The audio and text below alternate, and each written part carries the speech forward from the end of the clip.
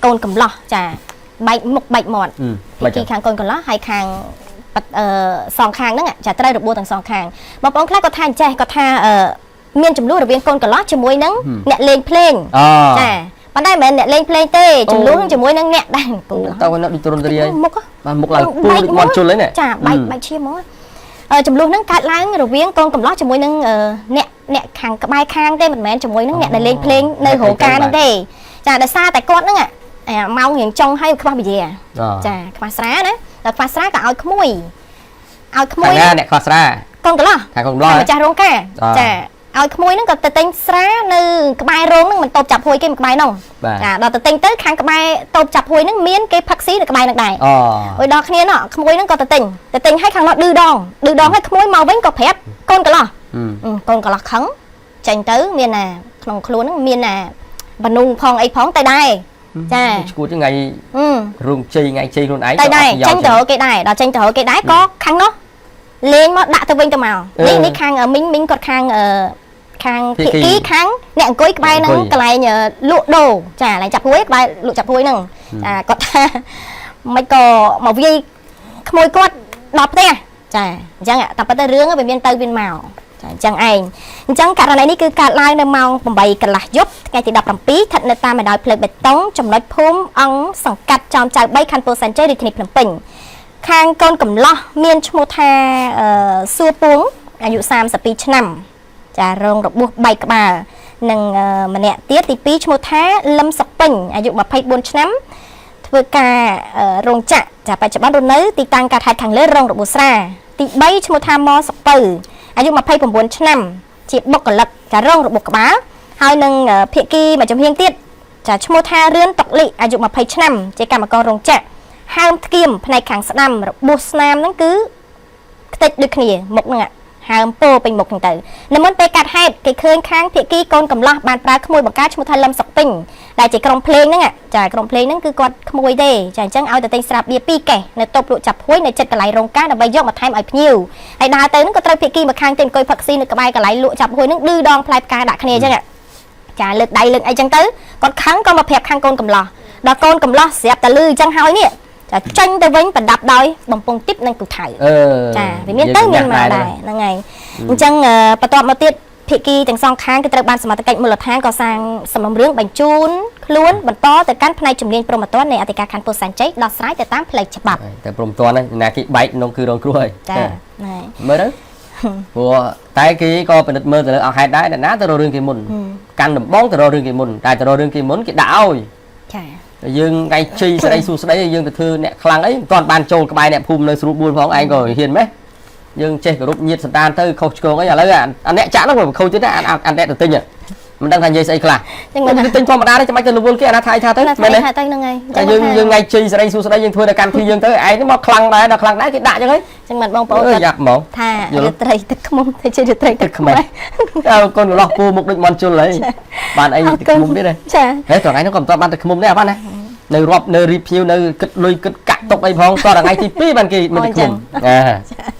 អរគុណច្រើនលោកអ្នកចារឿងមួយដែលរៀងប្លែកបន្តិចតាមពិតទៅមិនប្លែកទេយើងធ្លាប់តែដឹងដែរ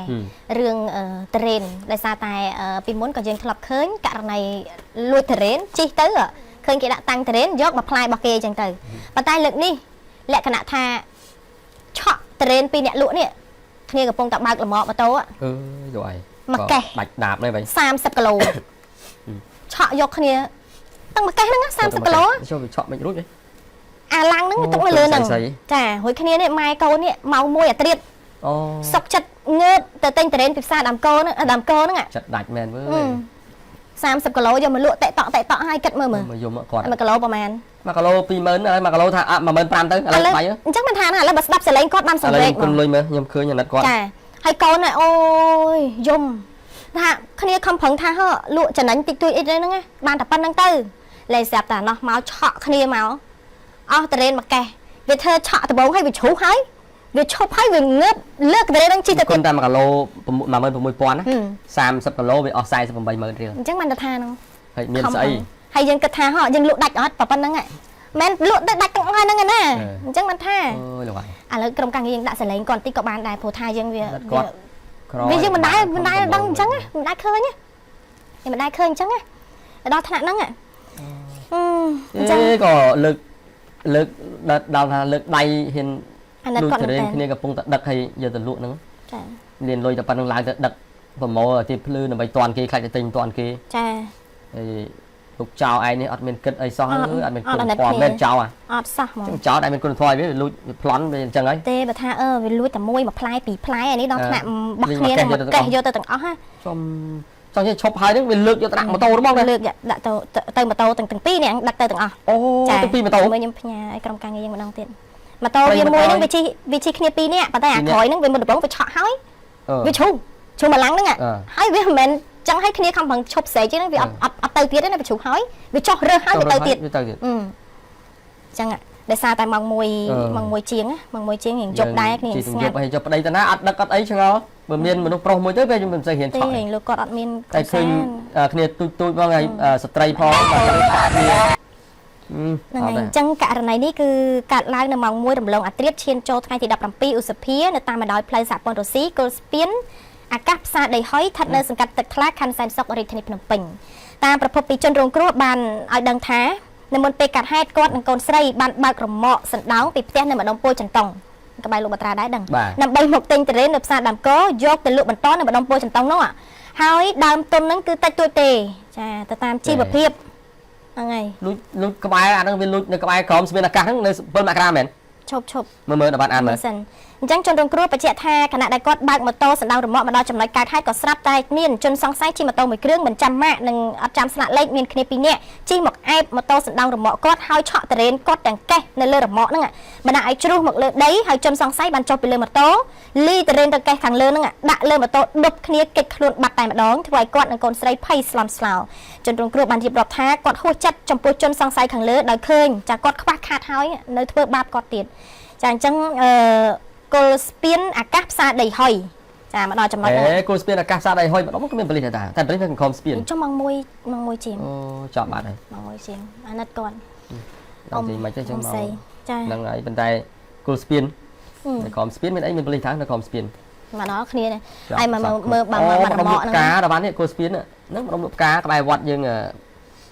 វត្តទឹកថ្លាហ្នឹងផ្កា មកជួរហ្នឹងសិតតែអ្នកលក់ផ្កា បាទមកជួរហ្នឹងឃើញខ្ញុំឃើញដើមផ្កាដើមឈើដើមអីគេដាំលក់ហ្នឹង ទេឆក់គ្នាឆក់យកតែមែនតើ មិននឹកស្មានថាវាហួសហេតុចឹងទៅរៀន30គីឡូបងប្អូនហើយ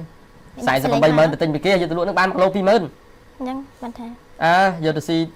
និយាយអាក្រក់ស្ដាប់យកទៅស៊ីទៅឲ្យ ស៊ីត ឲ្យវាឲ្យតាមបដាសាទៀត អានេះអារបស់មុតទៀតណា អើយ អានឹងជាតិក្រោយនឹងការជាអីហ្នឹង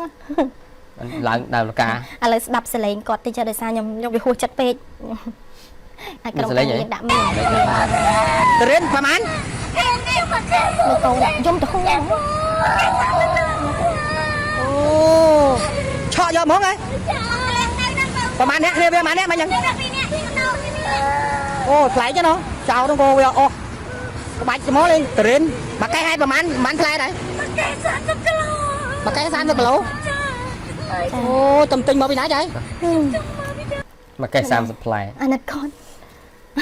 មកកេះនឹងមិនដល់30ផ្លែលោកត្រា30គីឡូយើងគិតថា1គីឡូមួយផ្លែអាចអាខ្លះធំ1គីឡូ1គីឡូ1គីឡូជាងអីអាខ្លះឡើងដល់2គីឡូអីទិញសបកអី ជុំធំប៉ុណ្ណាលើករួចពី អញ្ចឹងមិនថាហ្នឹងវា30គីឡូឆក់យកទៅណា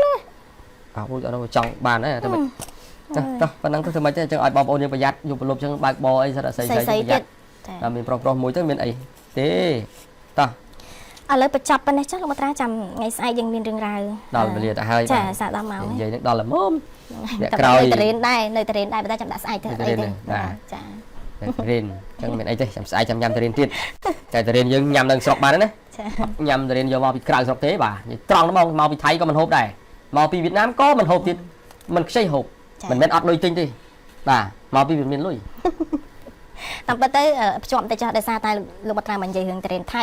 ដោយសារតែយើងក៏មានចេញសេចក្តីជូនដំណឹងដល់បងប្អូនដែរពាក់ព័ន្ធជាមួយនឹងការមិនអោយហូបតរេនថៃណាព្រោះដោយសារមានសារធាតុគីមីហើយប្រភេទថ្នាំដែលយើងជំរាបជូនបងប្អូនកាលពីសប្តាហ៍មុនថាខាងវៀតណាមចាប់បានបរិសុទ្ធ2នាក់ដែលយកប្រភេទតរេនមកពីខាងថៃចូលទៅកាន់វៀតណាមមានសារធាតុគីមីចលក់ថ្នាំពណ៌លឿងហ្នឹងណាចាហើយប្រភេទថ្នាំហ្នឹងឡើងដល់$4លានហ្នឹងចាអញ្ចឹងប្រភេទថ្នាំហ្នឹងគឺនៅខាងប្រទេសថៃទេដែលជាអ្នកធ្វើណា ចាអាថ្នាំគីមីនោះ ចោតកាន់ឲ្យទៅវិញទៅមកគ្មានតែឡៃកយើងបាច់គិតទេសំខាន់គឺ